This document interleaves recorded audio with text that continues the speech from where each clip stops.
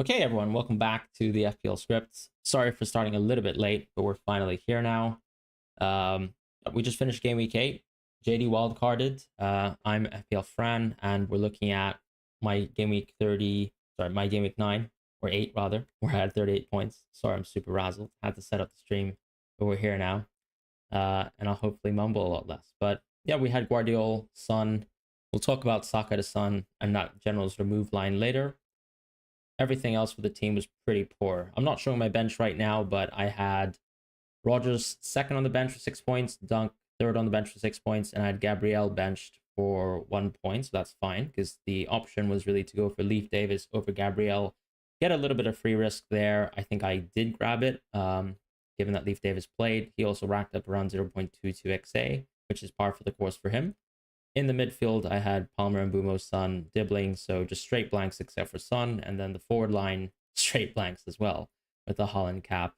So ironically, Flecken, in not doing very much this week, was one of my top point scorers. So it just shows you the state of the game week when you don't have the right captaincy swing, which I feel like I haven't had for the last 3 weeks now as a Holland owner. So congratulations to anyone who's on that sort of nomium structure. What about you, JD? So you wildcarded. Yeah, everyone. So it's been really tough, and I can't moan in front of Game Week 6 wildcarders like Fran, for example, because that went equally badly or even worse, I would potentially say, given how good Wildcard 6 was in terms of price rises and changes in fixtures as well. But I guess Chris Wood is the only positive, I would say. I had a choice to go for Solanke, but as soon as Son was fit, that was the one thing I was never going to do. So I went with Chris Wood. I'm glad that worked out. Although the second or the third striker spot didn't work out because Raul Jimenez scored, Welbeck scored, and I'm thinking, okay, I mean, is DCL good and turn up being the only sub 6 or sub 7 million forward not to score? And that's exactly what happened. So yeah, we'll take 1.3 xg for now. I'm just glad I have Palmer now. So if I were to switch to, let's say, Holland to Salah in game week 10, that's much easier for me because I don't need to change anything else in my team. Two things to note from a review perspective. One, reviewer suggesting Salah Holland wildcards to me the day before deadline, and I completely ignored them. I just stopped using a review as is after that point, and I switched over to Sartal's collab solver because I just thought, what is this? And turns out the review was probably right as always, given that Salah absolutely hauled, even though I would not have captained him, of course. Sure, yeah. Yeah, exactly. And the other thing to note was review was asking me to go for Guardiola, and then in game week 12 switch over to Gabriel. But I wanted to save a free transfer, so I started with Gabriel, which again, given the fact that Guardiola just is scoring semi-regularly, it seems like maybe a mistake in hindsight, but I'll see where we turn up in a couple of weeks. And Flecken, Fran is not showing my bench. I had Keller on the bench, so he had more EV than Flecken this week. But again, I was playing Palmer, so I just thought it's close enough that I can play the other goalkeeper, and it worked out for once. Because anecdotally, as far as I remember, every time I go against TV for a goalkeeper, it never works out. So I'm glad it worked out this one time. That's fair. So I guess no regrets on your wild card. Is that fair to say, or? I'm actually pleasantly happy with Chris Wood and Son, because I would say that those were the two things I was probably not stressing, but mulling over and trying to see if I need to change something. And 8 Nouri has no expected value, but I just think I only had 4.4 to spend, so it was between him and Anderson. And Anderson got himself sent off, even though I would have played neither, obviously. But it's just nice that I have 8 Nouri who is not suspended next week. No, that's true. It's fair. I think your point on Guardiola is an interesting one because I was discussing this with Mark the other day as well, where, and it's not because he doesn't have Guardiola, but just simply when you go for a Man City defender with the sort of xMins in review, there's a very aggressive decay applied to them. So it's always the case that I find that they become a transfer out for most players. Whereas I think I still run players like Guardiola maybe with at least 80 minutes or even 90 minutes, just for the sake of seeing if he's like a 0 to 90 minute player, like how can I manage with him? Whereas one of the issues I think, especially as a Lewis owner recently, is like my solves aren't very productive if I keep Lewis's defaults at what was previously like 64 with aggressive decay. He's basically just a defunct pick. And I think to an extent Guardiola would be as well, where you're sort of seeing him as a transfer out potentially, but I wonder if, you know, if you have expectations for Guardiola to play most of the good games, Ake actually plays all these fodder games.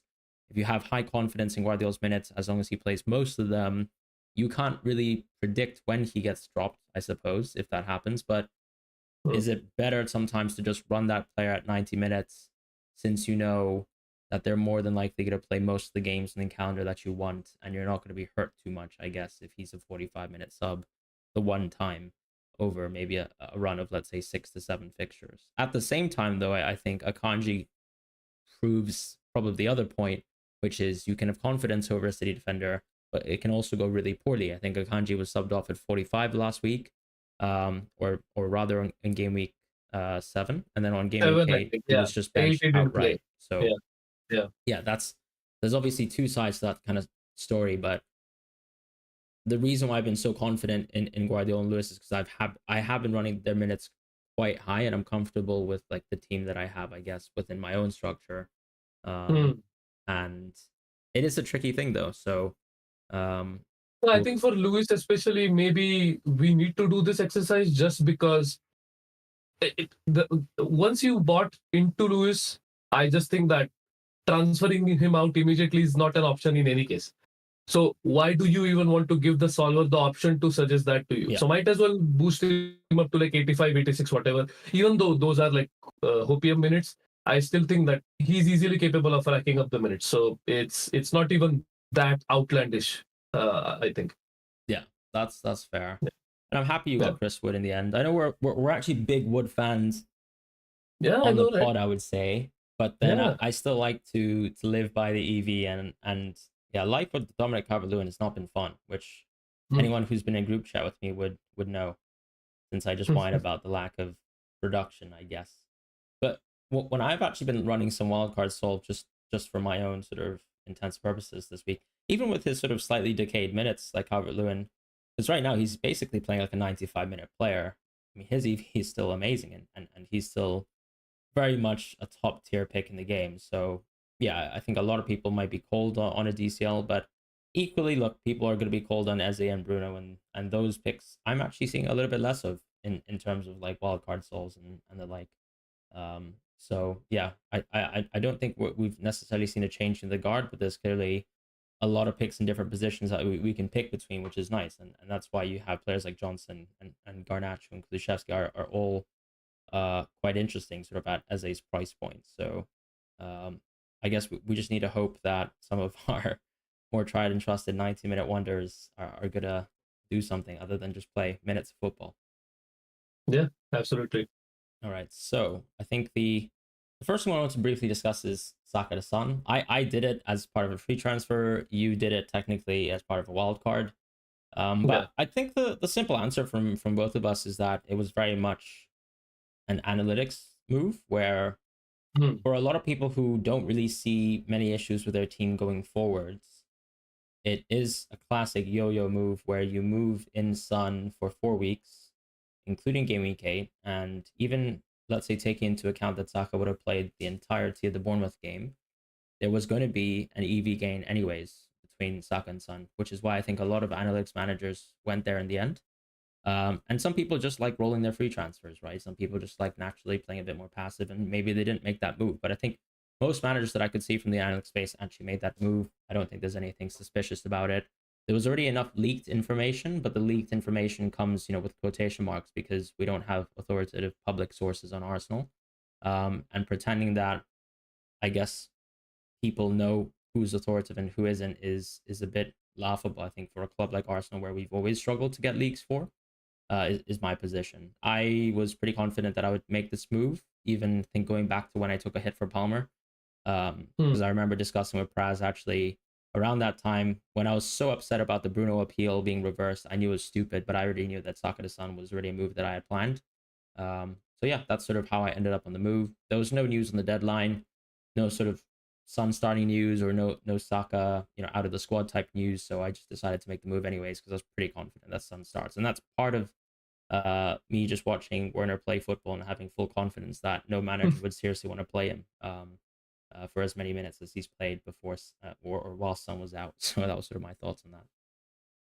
Yeah, and I'm just going to give my brief thoughts based on the fact that technically I'm not one of those who used a free transfer. So Yeah. my team or anyone who wildcarded their team will not be under scrutiny at all. Also because no one cares about my team as much as they do about yours. So I just feel like in general, anyone who did that move, the cognitive dissonance is so shocking that okay, so people use AI models, and AI, if you put correct minutes and they have reasonable EV, will suggest that move. And if you see a lot of people making that move, they all of them are definitely using a facsimile of expected value. Right. So it's so natural, right? You call people are calling model users sheep because they follow the model, and this is exactly what happened. So I don't understand, like this. There's no inconsistency with what happened. It's just the timing, right? And I think analytics managers or any engaged manager is particularly notorious for leaving moves until the last second. Like not literally the last second nowadays because we don't know if the servers are going to sustain. But let's say like 2-3 minutes or maybe 10 minutes before deadline, because that's what happened to me. Like I started panicking 10 minutes before deadline, and I fixed my wildcard. I think 5 minutes to deadline. And even then, I was a little worried. Okay, is this final change going to go through? Just because of the server overload and all that stuff that happens usually when it's a popular gaming to wildcard. So I just feel like it's such a bunch of hooey that is potentially should probably not even be addressing it. But we just felt like we need to just talk about how ridiculous it is. That's the only reason I'm talking about it. It's so ridiculous. Yeah, that's fair. And to be fair, I guess we can just shout out FPL Review, who, if you were using Yeah. the model, it's more than likely, even if you had no information about Saka's availability, that you would have ended up on a move like that, depending on, whether you actually were willing to use a free transfer this week when Saka had, I would say, enough doubt, right, compared to most other game weeks. So yeah, that's sort of my thoughts on that. Nothing too controversial, I would say. No, yeah, absolutely. Ultimately, So a lot of what does people for also you? made moves I to just wanted Foden, to, right? yeah. But no one's Sorry, I actually just gonna wanted to ask you pick one that thing. out. So yeah. Sorry, there was a lag and your voice came to me later. So I just wanted to ask you one question, which was about Son. What are your expectations with Son's penalty share? I actually think it's like 90% his. That's it. Yeah. That's it. Because that is the biggest dilemma right now. Even if you use an expected value model, most models are pretty uncertain. The markets are pretty uncertain on which way it's going to go. I am 100% certain it's Son. Fair. I am so sure. Like that's the whole reason. As soon as Anne said Son is fit, that's it. There was nothing else to look at. So yeah, for me, Son on penalties is just cracked for the next couple of weeks. So great for anyone who bought him. Yeah, it's a good point. I mean, like going back to I think review, maybe the Sun pen shares around in the 70s to the 80s at best. So there's still a little bit more of an EV edge, and arguably that makes Solanke a little bit worse too when it comes to his EV. But Solanke also just has ridiculously good EV anyways, I would say. And it always feels good to cover the full pen share, because what happens if suddenly Solanke steps up and I don't have the penalty taker? I'd feel pretty sad about it. Ironically, it could even be Madison who takes it, and then I'd probably seriously consider quitting this game, but I don't think it will be. Yeah, just like yesterday, right? Trossard taking the penalty over Havertz. And that's absolutely absurd. I would have said yesterday I would be 100% confident that Havertz takes, as he's someone who takes for the national team. He's someone who's taken a penalty for Arsenal in the past. Yeah, that was a bit ridiculous. I guess just since we're discussing Arsenal and Spurs anyways, any thoughts on the Madison tactical change in the previous West Ham match and what that has as an implication for him? Do you want to move to the xMins asset anyway? We can discuss this technically.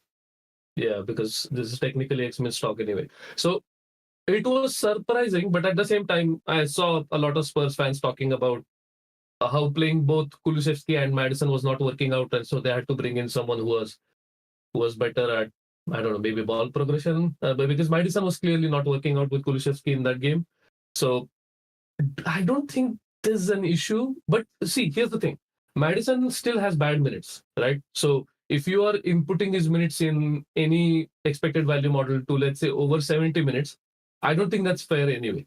So what this 45-minute sub has done is, I think it's probably reduced his ceiling, whatever you think his maximum expected minutes are, to, let's say, like 75, 80.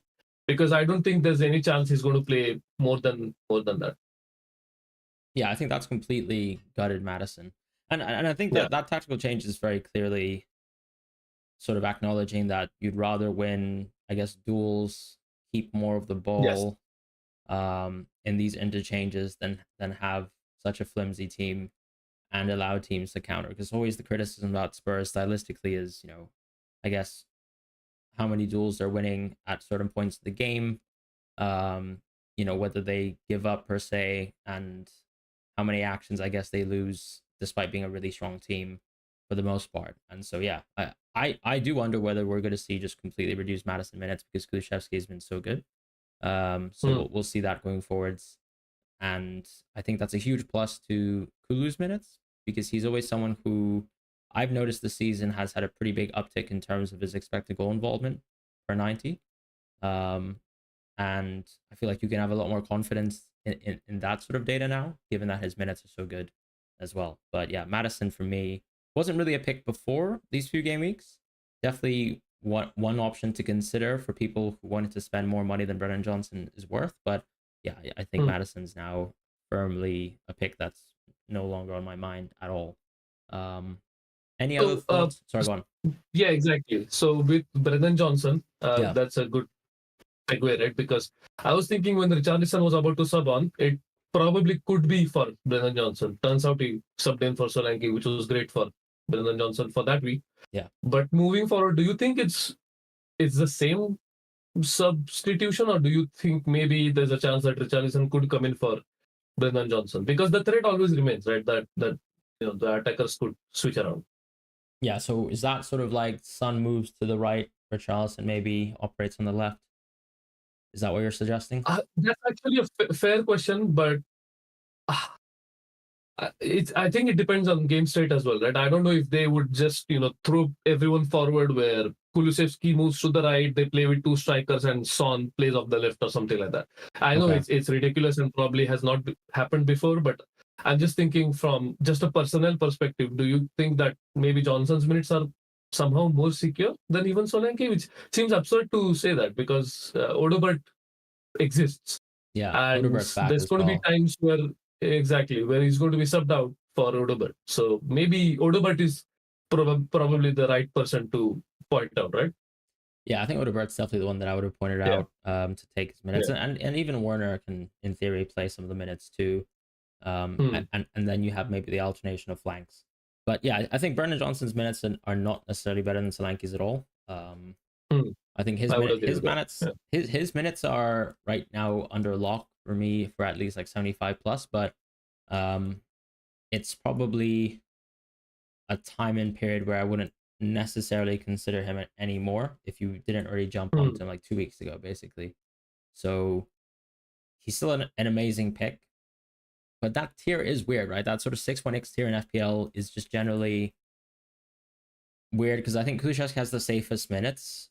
People might be not so confident in his EV, and it's not even like the baselines are high, but I did point out that the XGI this season is looking good. So if you want to say like tactically he's benefiting from a different change, that's there. Garnacho and Johnson are probably the two players who I would say, for most games you'd argue that their 75 minutes at least could shoot up to 90. And I don't think there's too much to really separate the two, but Johnson clearly has better baselines anyways from XG. So if you own Johnson, I would say like he's just such an easy, comfortable hold. You just basically play him up until his like first benching, which hopefully coincides with like when they play Man City anyways. That sort of trajectory, and then you bin him off there. But for now, yeah, I mean, it's not like Johnson's minutes are perfect, but they don't need to be because he's just a really, really solid pick. And we've known his baselines to be super strong from even going back to last season when he was a consideration for those double game weeks and the sort. So good to see that he actually returned back to his before finishing, right? I'm kidding. That was Just for such you. a bummer. Yeah, yeah, no. And I think one more point was about Foden, right? Because that benching was an absolute shocker, at least for me.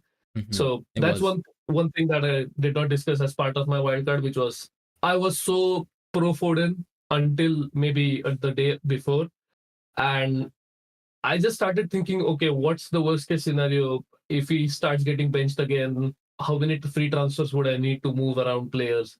Is it even worth doing all of that? Because that team was so inflexible. It's crazy to even think about how inflexible that team was. Pedro Porro was my highest price defender, and everyone else was like 4.5 or below. So if I wanted to change anything in that team, I would need like 3 to 4 transfers at a minimum. And so I just thought, okay, it's not worth doing all of this because Son is fit and I just want Son. So I'd rather have Son instead of Foden. And it worked out well, even though Foden got an assist at the end of that Wolves game. But what are your thoughts on Southampton game and moving forward? Do we think that it's so unpredictable that it's not even worth inputting any sort of minutes into review right now? I feel like review doesn't have like an aggressive decay on Foden, so it just kind of sees Foden as like a 75-minute player, right? And I don't think I'd make any changes there because there's going to be games where Foden, I'm sure, will clock a 90 eventually, but currently the minutes are generally horrendous. And I think if I own Foden, I would give him this week, and then I would probably bin him on the next, without even knowing any other information. You can probably, in theory, still keep him, right? If he plays really well for Southampton, then there's more than enough to be said that Foden can just stay in the team because it's not like Gundo's playing absurdly well inside. We've seen Bernardo inside and out. It's been probably much of the same. So obviously, I believe that Foden's someone who should always get good minutes as long as he's in or showing, I guess, Pep any semblance of form. So yeah, it's one of those things where you have to give him Southampton. It's not even a consideration. There's no point even running his minutes. Do I see him as a transfer in though? I probably would actually tell people to swerve Foden this week. But if you own, I think you just enjoy whatever he produces for Southampton, which is probably going to be something amazing because the expected goals for Man City versus Southampton are just insane. I think they're like 3 point X plus. So I'm sure undoubtedly he'll be involved. But I don't know. What are your thoughts on Foden, owning Foden and holding him? So my question was a leading question. I just basically put all my thoughts into my question. That's fair. So I'm with you there. I just if you have him, you have to start him against Southampton, and then after maybe that game week, you can look into, let's say, if some other player gets injured, then maybe his minutes become more secure. But we've been saying that for so long, or I've been at least saying that for so long, and it's still not happening. So this is like a classic situation where I just don't want any part of it anymore. Uh, I did go with Foden in other fantasy games, and it's weird. Technically, I should probably care more where I have money involved, but somehow with FPL, I am being more cognizant of external factors, and with something like Phantom, I'm trying to maximize, I don't know, like variance in a sense where okay, I'm just going to bet on this guy playing 90 minutes. So unfortunately, it didn't turn out like that, but definitely not a buy, and it's pretty indicative of what the attack is. Just go with Holland or no one else, I think. Yeah, I mean, it is quite weird, isn't it? And I think another point to make is that to me, the ideal triple city is what I have still, which is Guardiola, Lewis, and Holland. I agree. Yes. Yes, of course, there's going to be cases where, like, yeah, I think if we compare Foden last season, he probably started the first 7 games of last season and literally dropped between 85 to 90 minutes a game. So we're clearly off base compared to that. And it is clear that they have a change in system, and he's probably not at his personal best. The only thing I'd say, as you mentioned, is we've seen Pep already talk a lot about Foden. So everyone knows the potential of Foden. It's just the case that no one actually believes he's at his best, which I think includes like someone like Pep too, right? If you're going to bench him for a team like Wolves. So he continues to say that he's seeing signs from Foden, and what we need when you're spending 9+ million on a player is more than that. You need guarantees. So Yeah. Who knows? I think the beautiful thing is that it might just turn out really well for you in that he could once again play well in UCL and then hopefully play the Premier League game, which didn't happen last time around, by the way. He's been benched twice in Yeah. a row right now. So Yeah, yeah, exactly. it is an odd one. But I think I hope you get the best out of Foden on 9 and then you can revisit on 10 because Bournemouth and Brighton are still decent fixtures, I would say, and even Tottenham. And then yeah, maybe on Game Week 13, that's when you finally bin Foden if you choose not to bin him earlier. But So just to round off this point, I'm trying to remember which player it was that Pep used to use for like as a flat track bully in the Champions League. I want to say Mahrez for one season, but I don't distinctly remember if it was Mahrez because Foden could potentially be that player. Okay, if it's easier Champions League opponent, just keep using him, keep giving him 90 minutes so that he still is building up fitness and potentially, showing signs that he's back to his last season's play style. But it just seems like he's reserving him for those Champions League games. And I don't know, I think he potentially could start the League Cup as well against Spurs if he's strictly part of the B team, right? yeah, I don't want to go there so quickly, I guess. No, see, I'm just speculating. I'm not No, saying he's I there, know. Yeah, but I'm just saying based off the fact that he got man of the match in the the Champions League previous game Champions League and game, then yeah. immediately got benched, which it's pointing towards that. So I would just keep an eye out on his minutes. I think everyone is at this point because people are eager to move off of Saka, even though Arteta commented, okay, we can probably cover that as part of xMins as well. So Arteta said yesterday that Saka, not Arteta, I guess we got a He leak from said Sam C he saying said that well he said yesterday yeah that Saka hasn't been training at all, but we got a hasn't leak trained, today that and then we Saka yeah has tested. exactly. Exactly. So I conflated those two things. Anyway, so the news is probably he could play, but again, if you want to move off him, I still think Son is the perfect option. I don't think you need to even risk it with Foden. Yeah, I pretty much agree with you there. It's a Yeah. curious one with Foden too, because I think most people would have said that Fulham is a tough game, and Pep would have probably seen that coming. But then Mm. to be bench versus Wolves is, I mean, you might actually be more right than I am. But I think also the main point that people would just rebut with is just everyone else has been pretty dire as well. Yeah. So how Yeah. can you Makes really sense. justify just having Foden on the B team? But that's that. Any other X-Men's interesting sort of picks? Because I think I've mentioned Garnacho, but I think he's very solid as a pick, but no better than I would say Johnson for now. So that's sort of my assessment. And I'd even prefer Kulusevski over Garnacho. I don't know if you have any thoughts on that kind of in that budget territory. Yeah, we've been speaking about Man United midfielders. I believe you asked me last week as well if you think, or rather, if I think Rashford, Garnacho, any one of these players is feasible for FPL moving forward. And looks like Rashford is going to probably start again. It's heading into familiar territory where I say, okay, looks like Rashford is probably going to start most games and then maybe come off around the 70th minute. And then immediately after that, he gets benched for the next game. So I don't even want to commit that much.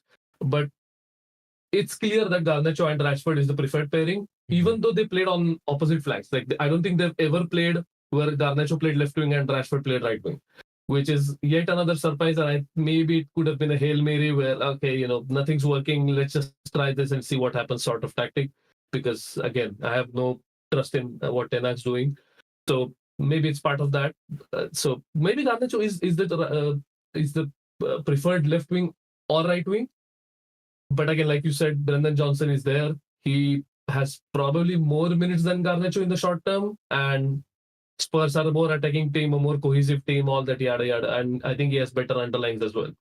So if you're looking at that price point, there's really no reason to go for Garnacho. But if you are looking at two players in that price point, which I don't know why you would, but let's say you are, then I guess you could consider Garnacho for now. Yeah. That's fair. It is a bit of a shame that we don't have too many picks to discuss now because I think we have like the Jota injury, Yeah. quite a lot of like way too much Brighton rotation, and the fixtures are just poor outside of like 9 and 12, I believe, or even 13. In my mind. I was eyeing Kadioglu, to be honest, but Okay. Dunk is so solid that I don't even want to go there. I think he was subbed off in Gameweek 7 at 45 minutes. Yeah, against Spurs. He was subbed off at 45. Estupinan came in and he did a great job. Yeah. So I don't even want to go with Cadiable. I think Dunk is the only safe player perhaps. And for Verbruggen as well, to be fair. That's true. Across the board, I feel like the minutes are pretty set. So there's no kind of new, fresh discussions that I think we need to sort of bring to the table, or any players that I mean, I've been obviously trolling, my Welbeck is out, right? I think Welbeck said as far as I could see, it was going to be short term. He said he's fine. Like it's only for Wolves. Exactly. Only for Wolves. Which is terrible, right? That's you're basically revisiting Welbeck on 13. At which point, I'm not saying that João Pedro will take his spot back. Not that if it's even a center forward spot that we're talking about, but I mean that's probably the next best time to look at someone like Welbeck. I guess there's the Calafiori injury, but you're not going to go for an Arsenal defender. I guess Vandenberg keeps playing. He does. So that's perhaps a good shout for anyone who wants a 4 million defender. I think the only, not a concern, because probably it was game state, but the fact that he was subbed out for Mats Roerslev was something to consider, where, okay, there seems to be a scenario where, okay, if they're chasing the game or if this particular game states that he could be preferred. So what's to say that that does not extend into just starting over Vandenberg, which is probably my only concern. But I don't think it's that much of a concern for now. As long as he plays Ipswich where I want him to play, I'm pretty okay to bench him for the next couple of weeks after that. No, that's fair. And I think that pretty much closed the discussion. The last player that I can think of at the top of my head is maybe, I don't know if we want to update our thoughts on like Raul, Cunha, Strand Larsen, those sorts of players. So a lot of us own Wood, DCL, but those are the players that we probably neglected for a while. Wolves simply just due to the fixtures being poor. And I think they still are really poor up until this week. This is probably the first week that's actually decent. And that 11, they've got a really good fixture. Whereas the Fulham, we know that Jimenez's baselines are that good. He continues to be very, very good per game. I mean, have you changed your thoughts on Raul at all, or where are you at with him? I have, primarily because Andreas missed a penalty. That's as simple as that.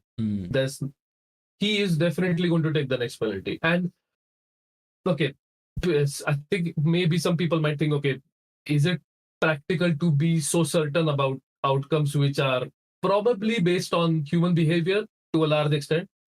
But I just think if I want to play FPL the way I do in terms of expected value, I want to be certain about these things.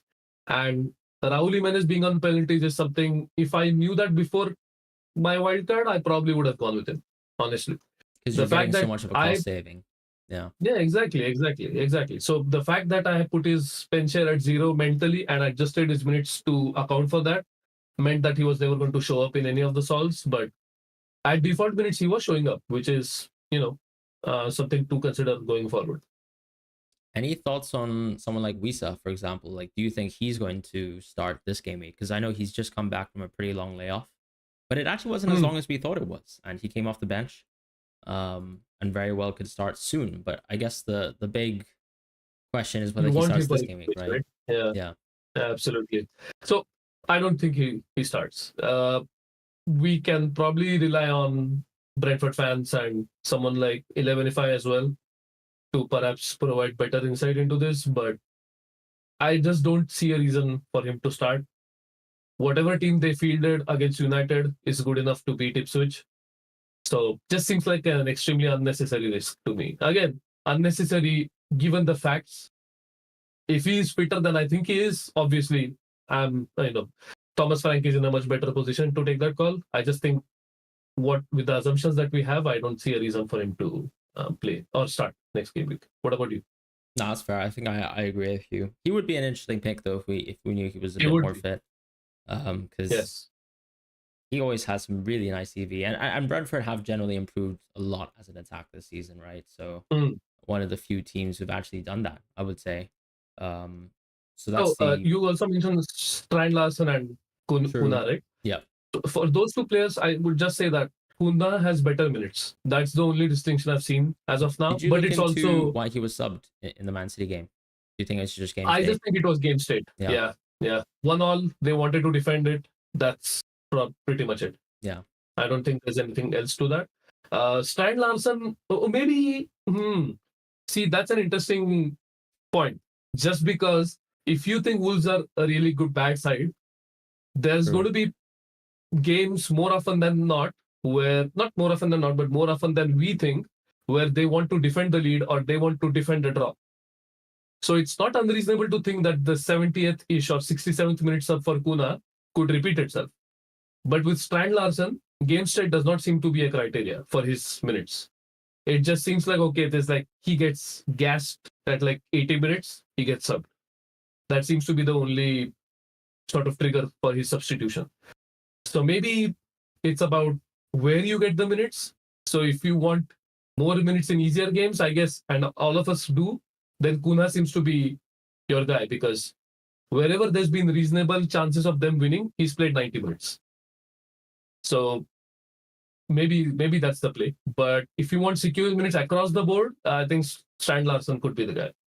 But again, their underlyings are not are probably also going to be a distinction factor, right? No, that's true. Because one thing I was considering, for example, in 2 weeks' time is if I make the move towards Salah from Holland, given that I have a little bit more money than most, like, do I stretch to a Acuna, or do I just persist with someone who's a bit cheaper? And ultimately, like Strand Larson, I guess, is someone like that, or even Raul is around that price point. So there's a lot of budget for it, to be honest, and they're all extremely viable, which is nice. Like, all their EVs are pretty densely packed together. So I do think it's a case of sort of rolling the dice around the fixtures and just hoping for the absolute best. And potentially it's also just around rotating with players like Rodgers, right? Like, which forwards that you'll find through solvers might have like the best rotation. And I think so far I found that the Wolves players might achieve that a bit more for my own teams and things like that. So just something that I wanted to consider at the top of my head. All right, shall we jump into MD versus MO and just get an update on that? So the blue section of players is effectively just market tilted players, so where market odds have a little bit of a higher EV, and there's that delta. I think this the other way around. So they went from being more oriented towards market odds or being more favored by market odds towards MD. Yeah, sorry, correct. Yeah. Absolutely. So that's my mistake. But we have players like Udogi, Mateta, Akata, Eze, Foden, Tillemans, Rashford, Son, Haaland, De Bruyne, Rodgers, Havertz, all tilted now to review MD, right? And then on the other side, we have Welbeck, McNeil, Delap, Jackson, Wood, Garnacho, Xerxes, Saka, Gabriel, Luis Diaz, all tilted towards market, which that's pretty interesting because I think a couple of weeks ago we were saying that review was a little bit favoring Arsenal defense. We were also saying that market was favoring Man City offense and a couple of other trends, and clearly things have moved in the opposite direction. Is there anything that you'd like to call out specifically within this list of players? Yeah, so when we did this 2 weeks or 3 weeks ago, rather, I was looking at what they went from. Like, for example, there are 2 categories in each category, subcategories rather, where players move from being actually market odds favored to review favored, or they go from being still favored by review but to a lesser extent to being more favored by review. So there's a blend of those 2 categories, and again on the flip side for players that are moving towards market odds. So this is between game weeks 3 and 9 now, so this is 7 weeks worth data, and the more data we get, I think the more perhaps we can look into maybe looking at phases. For example, like you said, right, we did this for game week 6 where we saw that Arsenal defense was being favored. So maybe once we have enough data to, let's say, game week 12, we can split this into 2, and then we can see, okay, there's been a change in a particular game week where it went from review going up on Arsenal defense to maybe plateauing, but market odds continue to go up on Arsenal defense just because trend lines, I'm assuming, are quite different, the way review and market odds treat them. So that's an interesting call out. Another one I think most of these are related to pen share, and that has continued to be the trend, I think, especially with someone like the Elements who just keep showing up because review is more certain than market. Market, I think, probably is just making it into, like, let's say 2-3 players and probably distributing the pen share, and review is pretty certain that the Elements is going to take the penalty, which I agree with. I don't think there's anything wrong with that. But with Havertz, right, the fact that Trossard took a penalty means that market actually probably had it right, with Havertz having a lesser pen share. Because one more thing, and maybe this is a point of vanity and players don't think about this, or maybe Havertz is much more selfless than I gave him credit for, but Havertz had a chance to break Van Persie's record for most consecutive games scored at the Emirates. And that's actually like a legacy cementing thing for me. I know it's like a very vain thing, a very shallow thing compared to team achievements, but it's something, right? If he leaves Arsenal in a couple of years, and that's could have been his, one thing that he could have done. Yeah. Like, when Vardy broke Van Nistelrooy's record, it's not as iconic, but I'm sure Arsenal fans will try to make it as iconic. So I'm just saying, just shows that maybe Havertz is much more selfless than review and you and I thought. And yeah, I guess Trossard just has a big ego. Oh, I'm kidding. that could also be the case. Yeah, the wannabe Santi Cazorla.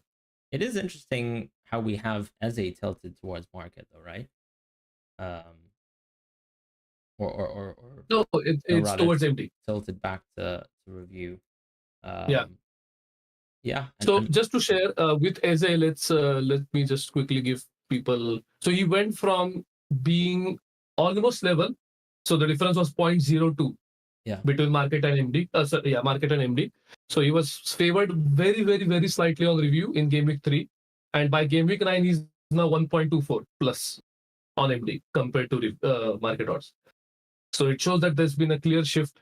I'm assuming again because the pen share for Eze is not zero. True. In review. So I think that's again driving this. So I know that we did this, or we are doing this to get insights into how models behave, and I think this is a very good exercise. But I'm starting to think that maybe at the end of this year or this season, we might come to the conclusion that everything is just pen share. So if a player has less pen share than what market's saying, or review thinks more than market, these players get completely tilted towards review. And I think that's fair as well, because that's one of the few stable avenues for points, I think, or expected value, given that 1 in 10 games mostly is assumed as a pen share, or rather a pen probability. Yeah, that's pretty interesting.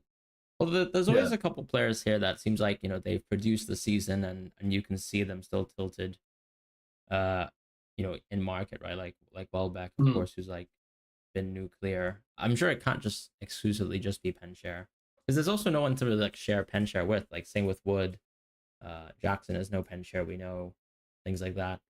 So there's still some gulfs that I think that are interesting, and I'm sure when Odegaard is back to the game, like we'll have another player who's going to be a big differentiator. Potentially, it's actually just an indication that actually the FPL specific involvements, like from bonus, have dissipated a bit, right? So it seems like. For example, this season, you're rewarding more bonus for people who take shots on target. Those are more than likely going to be players who score goals, as opposed to players who create chances. So I think, and fouls drawn as well, right? Fouls drawn is also exactly is one, but it's also fouls drawn is such a small stat too, because I guess like you attribute fouls drawn to like, okay, fine, Bruno Guimaraes, who's like a box to box mid, some sort of a deep lying playmaker as well, if you want to put it like that. Or like someone like Grealish, who doesn't really do anything in terms of production, right? So those players are so far out of our expectations, we haven't even really considered them.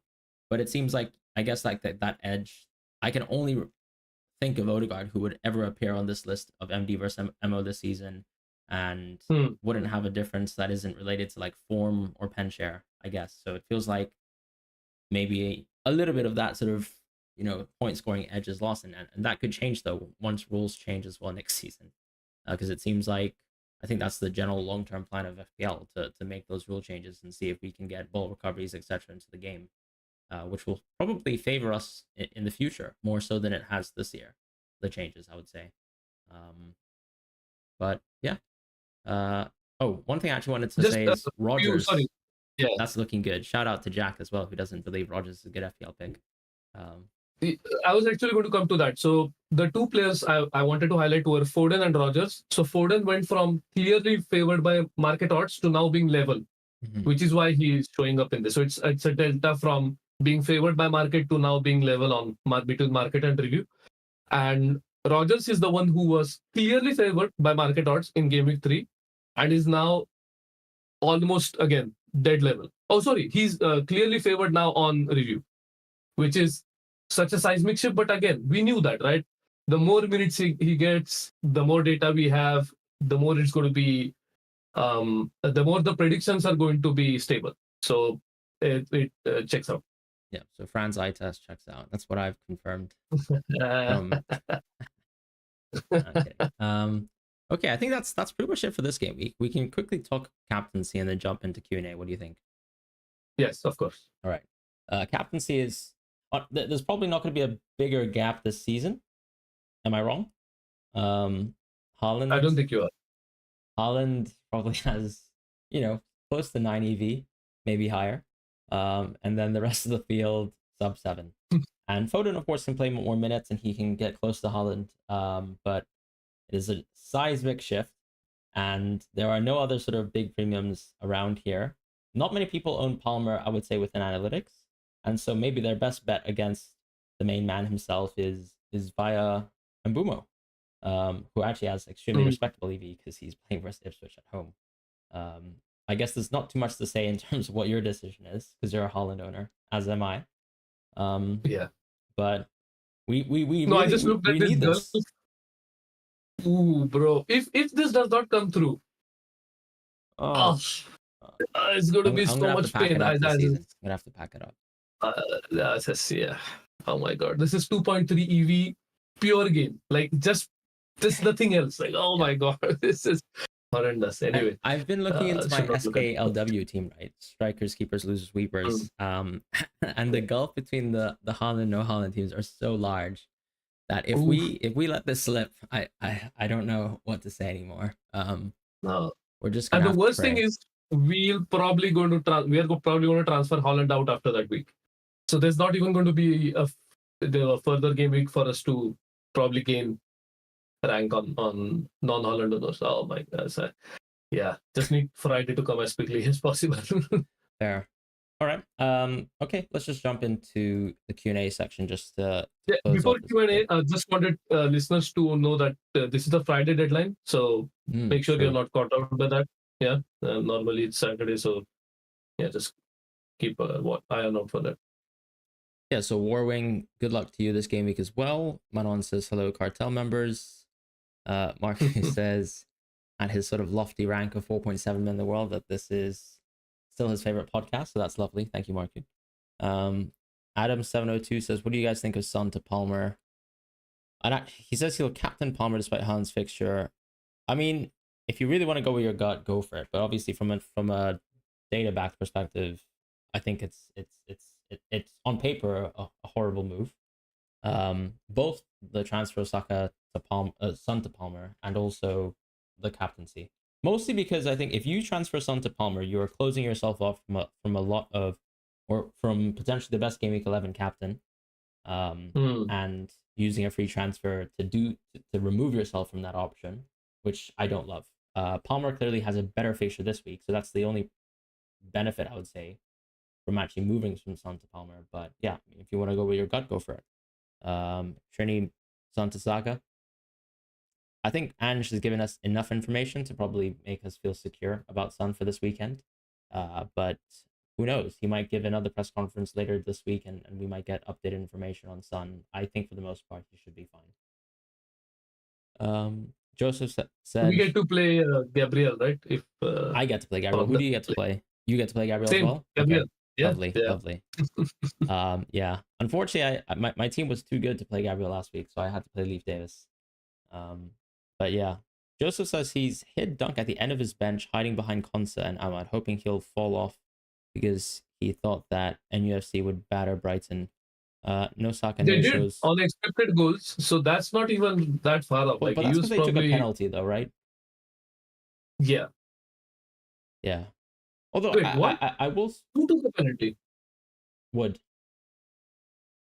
No. He's talking about Newcastle, right? But he I hit was Dunk. talking about Newcastle. Yeah, that's what I was saying. Like Newcastle battered Brighton, Oh but right, Brighton okay, still got okay. the clean sheet, which is why I was saying that his assumption was correct that they would probably batter Oh right, Brighton. right. No. Because- That's absolutely Yeah, correct. I mean, I did the same thing yeah, too. yeah, Dunk is at the absolute back of my yeah, bench. yeah, Oh, sorry. exactly, I don't even know exactly. why I was reading NUFC as Nottingham Forest for some reason. Sorry, that's completely Oh, my bad. okay, yeah, okay, And then I was yeah. thinking about I thought I Brighton was tripping. Yeah. versus Nottingham Forest from like multiple game weeks ago. I was so confused. Fair. Uh, No Saka, no shows from subs except Dunk 6 points. Fair enough. I mean, if you got Dunk off the bench, I think a lot of people got great auto subs, right? Like a lot of Everton yeah, auto subs, Rogers. etc., etc. Yeah, Rogers, yeah, who yeah. yep.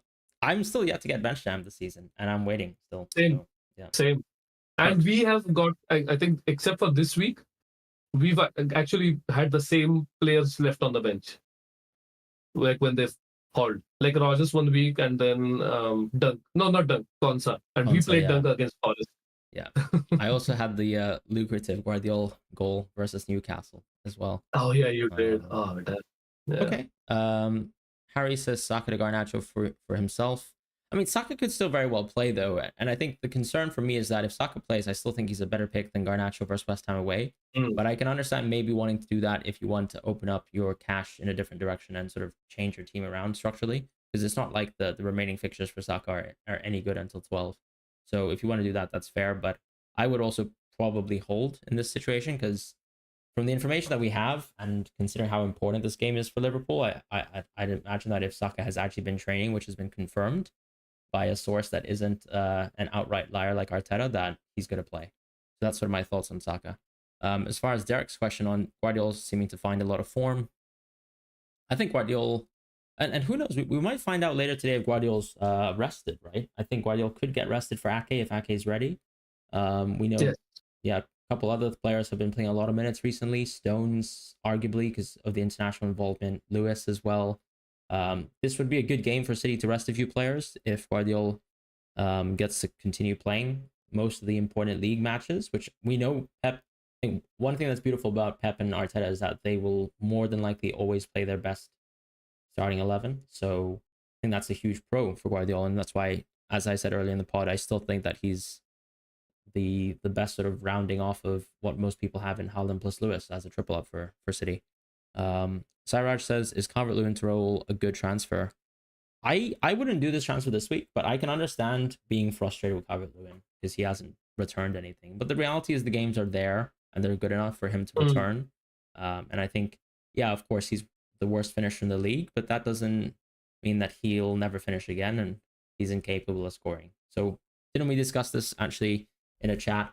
I think I looked roughly at his XG, just did a rough calculation. He scores probably around 78% of the time he gets 1xG. So Even with the finishing formula, it's still, I think, so I yeah, actually gave you the wrong value. In our chat, I said 0.9, it's actually closer to 0.83.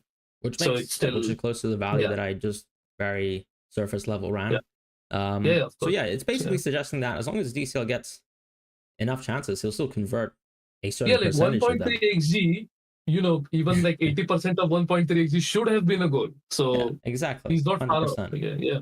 And unless he plans to sort of extend how poor the drop off is between him and the next worst finisher in the league, then we'll see. But I still think it's a very solid pick. If you really if it's a luxury transfer for you and you've got a lot of free transfers saved, I would do it. One free transfer, not necessarily worth it, especially in my situation, right? When I'm looking at my own team, I've got Haaland. I probably want to move Haaland to Salah on 10. So I'm not going to waste a free transfer to go off of Dominic Calvert-Lewin to either a Wood or a Raul Jimenez or even, let's say, a Wolves forward. Just because I prioritize making more, I guess, impactful expected point producing moves, through stronger, 2 free transfers or 3 free transfers. I say this, by the way, taking a hit this season already. And the question about Wood, I think, rings true as well. I think Wood, I mean, he's been nuclear hot so far. the tale of his career is that he's probably been a slightly above average finisher. I don't know what do you have a gauge on Wood and his quality of finishing, because we also brought that up in a chat recently. Yeah, it's closer to average. So whatever you said is spot on. He's slightly above average, and I guess as he gets older, I don't know how age profiles are affecting finishing ability. Again, it depends completely on what style Nottingham Forest are playing, and seems like it's geared towards creating chances for Chris Wood, which is great because even if he gets his finishing ability declines, as long as he's getting good XG, it's still worth it. But again, it's not worth a transfer. So if you have DCL, I just would persist with them. Makes sense. Carlos says, or sorry, Twisted Sparky talks about Foden, Son or Foden for Saka. I think I'd definitely go Son, but I would just wait for Ange to give a press conference update on Son and his availability for the game. And then the question was, before Southampton gets Salah and Archer for Son/Foden/Solanke, is this before Liverpool play Southampton, I guess? I think so. I'm reading the question correctly, which is game week 12. 12, Okay, so the question is, and that's too far away though. I mean, okay, I think it makes sense because the general idea is moving off of Solanke and Son when they play Man City on game week 12. So I think those are fair moves. It's a good plan. I think anyone who has a lot of Spurs players now should generally have a plan to maybe sell off some of the Spurs players on game week 12. But in reality, though, the Spurs fixtures after game week 12 are still really, really good. It's like Fulham at home, Bournemouth away, Chelsea at home, Southampton away. That's still a really good pair of fixtures immediately after the tough City game. So I think if you can somehow maybe like play an eighth attacker, you don't necessarily need to get rid of all the Spurs players within your team. But of course, do as you see fit, particularly around captaincy if Salah's that important to you. And I think he will be. Carlos asking a question on Wisa. I still think he won't start because I think what's a good example of this? Look at Mbumo last season when he was injured for a long time. Mbumo obviously had a much longer injury, but it was a pretty significant injury. I would say this Wisa injury has been already medium to long term. And, Mbumo was still eased in for the most part. I think Brentford... Wisa was also injured, right? Last season. So I think we can compare apples to apples in this case. Yeah, I can actually have a quick look at, Wisa and his return to injury from last season. So maybe you can read off another question in the moment. Yeah, no problem. So GV Subramaniam says Palmer or Salah for this game week. So Palmer for sure this game week. But again, it depends on what your plan is. If you want Salah because you want to captain him in game weeks 10, 11, 12, then definitely Salah. But if you want a player for, let's say, 9, 10, and 12 without captaincy, then I guess Palmer is probably better because it gives you more money to spend. Derek Knowles says Saka to Mbumo. Yeah, why not? I mean, assuming you have some of the other usual suspects like Son or Palmer, maybe that makes sense. Or roll and start Strand Larson. They're playing Brighton, right? Fran, do you have any opinions on Wolves v Brighton? What was the question? Sorry. Strand Larson. So roll and start Strand Larson. So I think I would definitely go Mbumo 100%. Exactly. Because there's so much EV on the table there. And as we said, he's probably the best captaincy option that isn't Palmer and Holland. Yep. So yeah. I agree with you. Yeah. Are you looking at transfer market, by the way? Because probably that's the transfer market is absolutely horrific. I don't think he actually had a serious injury last season, as far as I'm aware. Wisa. Really? Okay. That's surprising. But, maybe I'm remembering incorrectly, or maybe it was the season before that. It could be. There's so many things. But I think I can use Mbumo last season as a point of reference for some people. That is a good point of reference. Yeah. Even though, like you said, it was a much more severe injury, it's still you can probably reduce the extent of how much time it takes to ease him back in. Yeah. So Mbumo played 3 or 4 games. He played 3 games in a row coming off the bench. 12, 20, 18. So I think, it's also a big call, right? Because not only are you saying that you're going for Wisa and you're expecting that he starts, but you're also expecting him to start, also hoping that he fulfills a lot of minutes, that's not a natural progression in my opinion. So he's not suddenly going to play 18 minutes and then play 90. Yep. And the best case scenario for you is probably he plays 18 minutes, then 66 or something like that. And that's actually still quite low, when you factor that in. So for example, if you let's say use a model or even let's say look at implied odds, once you take into account that he might not actually play as much minutes as you think versus Ipswich, even though a lot of people probably say, give him 66 minutes versus Ipswich and he can do something. But yeah, that's going to be still a general reduction on what he can provide to the table, especially as you're probably considering him as a transfer out from someone else who has a good game on paper. So that's why I think I'm not that high on the Wisa move. Makes sense. Marcus says, I don't want to give away paywalled content, but I can let you guys know that DCL goals are imminent. That's fair. I hope so. I need it. I hope so. I need it on multiple fantasy games and specifically FPL as well. Same. I think on fan team, I might actually own DCL on every single team that I have. Unironically. I own DCL in every single team in fan team. So DCL, please. I'm begging you. Yes. Yeah, please. Brother, I'm sorry for slandering, but yeah. Sorry, go on.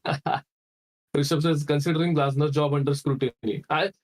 Look, I think it's people overreacting in either direction. When they were overperforming last season, I don't think the Palace board was hyping the Glasner up too much, and I don't think they're going to consider this on the flip side as well. So maybe he is, because if you look at odds, I think he's one of the top. Like he's at near the top. He's top 4, but he's quite far off from the likes of Russell Martin, right? Who's everyone is expecting to get sacked probably after this weekend. Yep. So I think assuming it's like a heavy defeat. Yeah. True. I mean, Ten Hag and O'Neill are in front of him, and I think a lot of people still think that these managers have sort of kept themselves in a job for the time being. So I think Glasner is going to be given at least the next 3-4 games of football. And that's probably, if you're someone who's, I guess, like tactically inclined to make beyond that, right? You think beyond that, just because the run of games is that good? That, and also I was thinking about when they sacked who was it? Vieira? Frank de Boer. Oh, de Boer. Frank de Boer. And that's a trip. Yeah, I know, right? And I think that was the only time where they lost 7 games in a row. No, they didn't score for 7 games in a row, so he was sacked. Mm-hmm. Other than that, I don't think they've ever reacted in quite this fashion, given that what Glasner did last season did show that with the right players, he could potentially perform. Okay, so this is just me, but I think he's had too many players coming in. So I just think there's also a natural settling point or settling period for these players. The defense is actually new, almost brand new, except for Gehi. And even midfield, Wharton has been out for so long that his absence is immense for Crystal Palace. So there's a lot of factors. I think Steve Parish and the board are probably cognizant of all of that. So I don't think he's close to being sacked. That's fair. All right. I think we're pretty close to rounding off, but GV, one last question on... So how did people lose money on Saka, by the way? He never rose to 10.2. He did rise to 10.1 though, right? Because he dropped to 10.0. But that was like too long ago. No, but he dropped to 10.0 and then he rose to 10.1 before the Leicester match. Before the Leicester match. Yes. Yeah. Oh, I see what you mean. Yeah. Okay. Yes. Because I sold him so long ago that I don't remember all of this. I think we did sell him getting a net, because we started the season with Saka for sure. We sold him at 10.1, but we haven't really it doesn't matter. Have to consider that. But some people did buy Saka at 10.1 and he's just dropped back to 10.0. Got it. Okay. I think this is pretty much it. Thank you everyone for joining. I know this is we chose a weird time to do the podcast. We've never done it at this time, if I remember correctly. So no, this is hopefully so thank you for anyone who's tuned in. Absolutely. And this is the Friday deadline, so we thought better to do it on a Wednesday rather than a Thursday. Gives us more time. I'm also a little tilted by the fact that Florian Wirtz has scored again, and he is going to become the Jude Bellingham of UCL Fantasy this season. It's absolutely abhorrent. It's true. I don't own him, by the way. So yeah, exactly. I back your model. I know. I back my model. I know. It largely works out. It largely works out, but sometimes, Sometimes. Bellingham last season, Wirtz this season. Just take the Brest scored. Everyone cheer. Amazing. Nice clean sheet, Grimaldo. Shout out Grimaldo. I'm done. Yeah. Sorry, but you own Grimaldo, so would you like to tell the viewers about that? Oh yeah, I do. Uh, So on that very sour note, thank you everyone once again. Like, subscribe to the podcast, and help us get to 1K. We're very close to 1,000, so it'll be nice to get over the line by the end of the year. So thanks again, and catch you next week. Bye. okay, great. Thanks.